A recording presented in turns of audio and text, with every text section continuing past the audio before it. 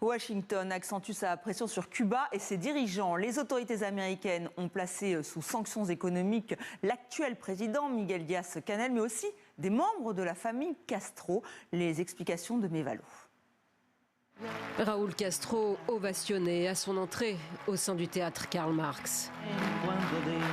L'ancien président cubain n'était pas apparu en public depuis son inculpation par les États-Unis le 20 mai. Accusé par Washington du meurtre d'Américains il y a 30 ans, le frère de Fidel Castro fêtait ses 95 ans cette semaine, l'occasion pour son successeur de lui rendre un vibrant hommage vendredi. Il a déjoué plusieurs tentatives d'assassinat, car son courage et sa loyauté ont fait de lui, dès le début, une cible des services de renseignement ennemis et des mercenaires qu'ils entraînaient et finançaient. Raúl, c'est Cuba, et on ne touche pas à Cuba. Une démonstration de résistance au lendemain de nouvelles sanctions américaines visant l'actuel chef de l'État et des membres de la famille Castro. C'est une manœuvre destinée à justifier une éventuelle invasion de Cuba. Et nous nous opposerons toujours à la guerre, d'où qu'elle vienne et contre qui que ce soit.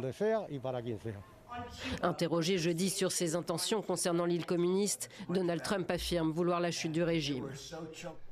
Nous allons bien traiter Cuba et permettre à nos ressortissants d'y retourner et d'y investir s'ils le souhaitent. Nous avons donc d'excellents projets pour Cuba.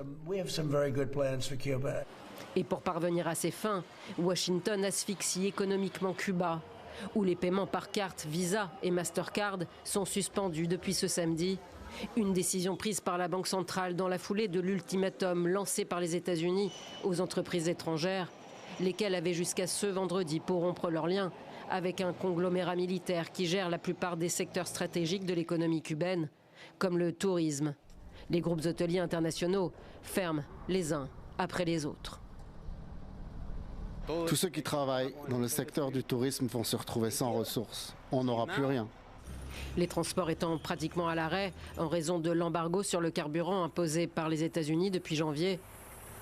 Cuba manque également de nourriture et de médicaments. L'île est déjà en situation d'urgence humanitaire, alerte l'ONU.